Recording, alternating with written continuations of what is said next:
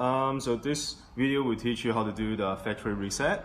This can be done in occasion when you feel the system is glitchy and the issue can't be fixed by clicking the reset button right here.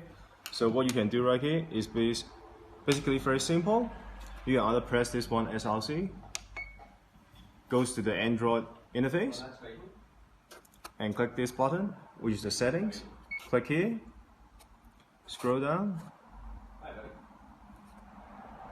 You will see backup and reset. Click that. On the right, you see all the stuff. Click the very rear one, which is a factory data reset. Once you click that, it will erase your Google account, system, app data, settings, download the apps.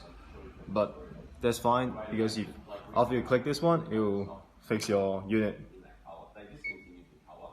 After doing this one, it will reboot and just give it a wait. You will see an Android robot is spinning. When you see the Android robot is spinning, you can see the process is doing by itself. It will take 20 to 30 minutes in this case. After a wait, it will be done.